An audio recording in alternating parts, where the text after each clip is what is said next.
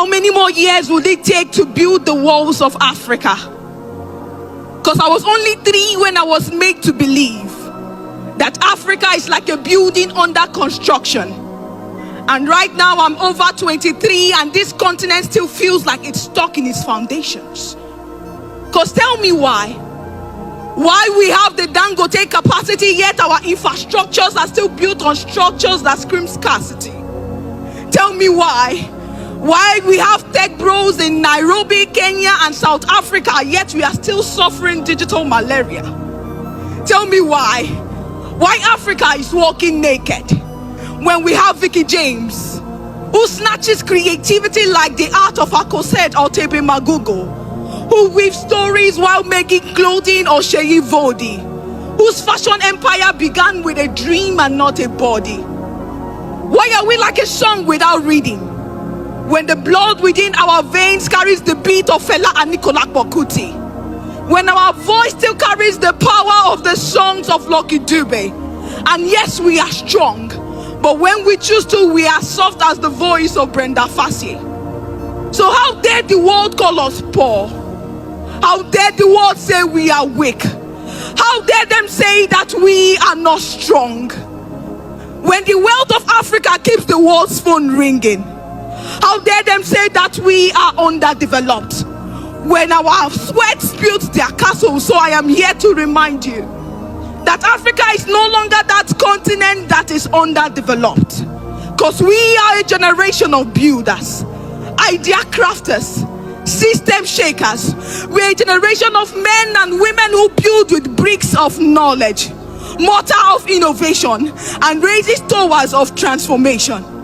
Because Africa is that content creator turning 10-second clips into 10,000 life lessons. Africa is that tech bro who is still coding under flickering lights. Africa is that painter who is throwing colors of paint on walls where hopes has been lost. Africa is that entrepreneur who is feeding his family and more from an akara store. And trust me, this is that part they won't show you on TV. This is that part you won't see on the Western headlines. Because when they gave us chains, we turned them into jewelries. And when they gave us broken pieces, we made them arts. And when they gave us borrowed names, we renamed ourselves. This is why there are 7 continents in the world, but the future keeps pointing towards Africa. And right now, we are tired of their pity parties. One that ends up leaving us with souvenirs of debts. We are tired of borrowing, because we are the mother of civilization, and mothers don't beg, we bet. So right now we are betting the revolution we need, the transformation we stand for, the Africa that we want to see. Because Africa is like a delicacy in process, and for every delicacy to be made, it takes time, and we are cooking. Check out our farmers, our tech bros, our lawyers, our teachers. We are fire and we are cooking. So this is me telling that young man who still believes in the future of Africa, telling that young girl who braids hair in the morning yet studies with candle lights at night, reminding you that this Africa that we seek is one that we can raise with our own hands. So never again would we go back to the world begging for aid, because we are no longer that chick that depends on the white for food. So right now, I am reminding you that they say that greatness is never built in a day, and the Africa that we seek would be built over time when we decide to rise, when we decide to take our responsibility, when we decide to focus on what we want and the nation, the continent we seek. Thank you. What peace did NATO take to Libya? Look at what you did to Libya to date. Because you are going after one man, you destroy the whole country. So if it brought peace in Norway, it has not brought peace in Africa. And our experience with NATO is not what you have experienced, and therefore we respectfully disagree with that. This thing of territorial threats, we know them here. We've got an army base here in Botswana. What is America doing here in Botswana? Why is Africa not in American borders? What do you call that? And you come and say imperialism and colonialism is finished. When people expand their territorial expansion through putting military bases at our borders. There's a military base here. A study has been conducted that a fighter jet that moves from that army base to the Union building will not take less than 2 minutes to bomb the Union building. If a war is declared with America, America does not have to assemble any resource from Washington or anywhere else to come here. They are already here. What do you call that? It's democracy. It's free world. We must celebrate that and say, no, imperialism is no longer there. It's in our head. We understand. Here is another bold speech from young lady that has touched the hearts of millions across Africa. The piece I'll be reciting today is a letter to the children of Sahel.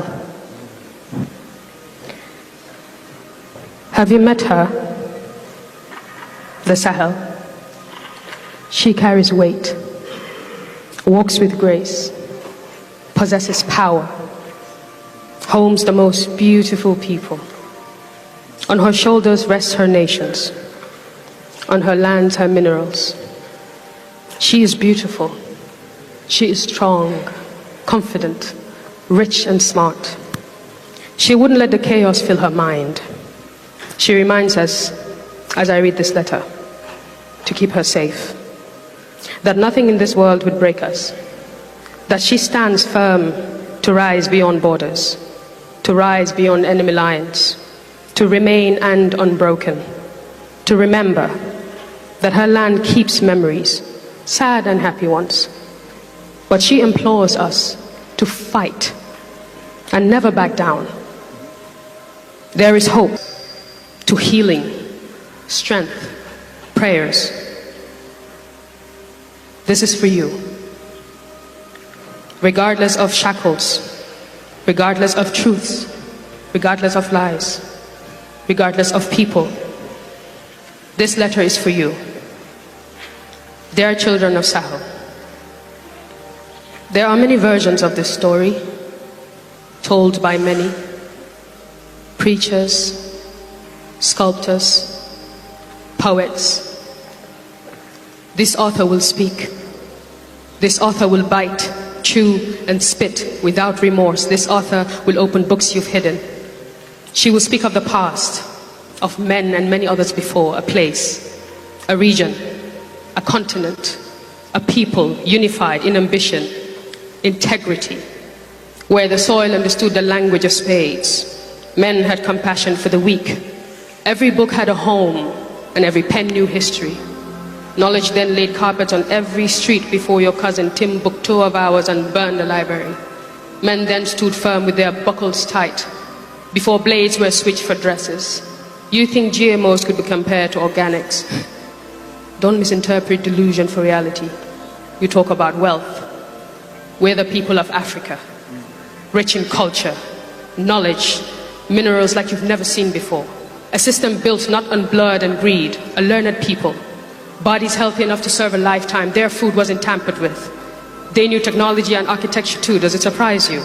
They had laws that served God. It was fair and not disingenuous. A system that distinguishes the wealthy and the needy. Not one that takes a piece of your mind for a piece of your minds. Not one with an invisible hand to rule. Not one built on fiscal illusion and a hidden economy. This should be a better and different governance. Not one with an order for a new world, a game of chess. Betrayal as a peak element, a great hypocrisy to divide and conquer, and oh, they scramble for our lands.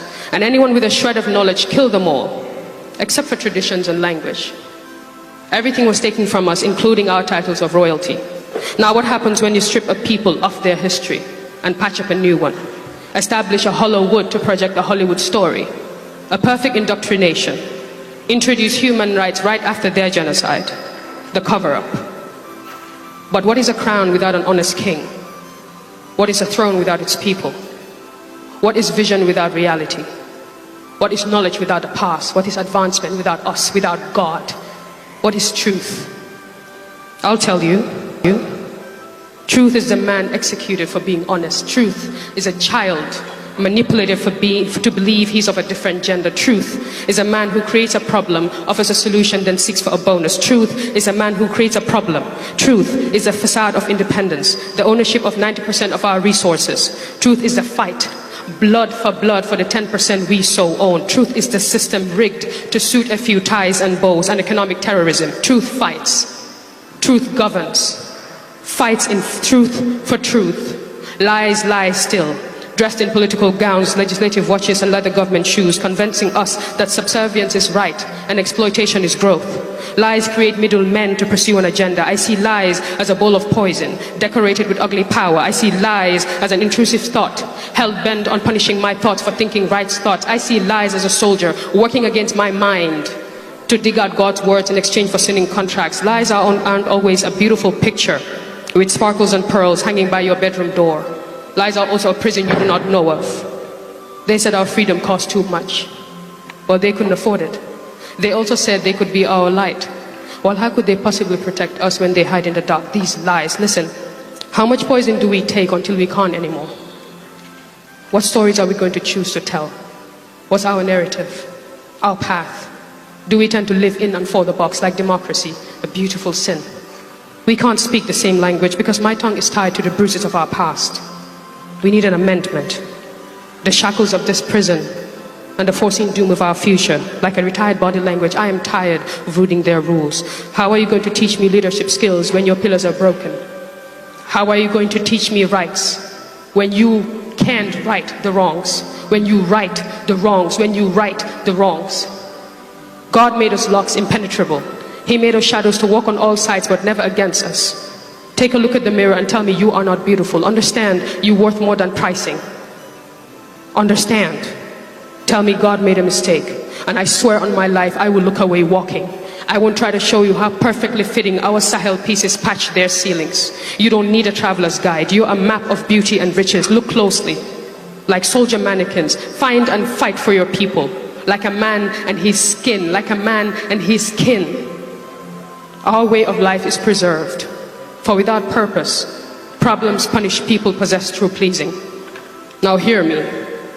Today, we begin with a step, a revolution. This present day Sahel airs the difference, taking back control of our resources. Wear her like a coat in winter. Have your gold reserves button you up. Tie your suits in your own currency. And as you walk, diplomacy, laws and treachery will follow like a neatly structured disease. Don't look back. Take ownership and walk. Brush off those dusty loans. Pay it all back. No more strings. Cleanse your nation off of impurities and unite with better governance. Rebuild, rewrite, and own it. Yours truly, Sahel.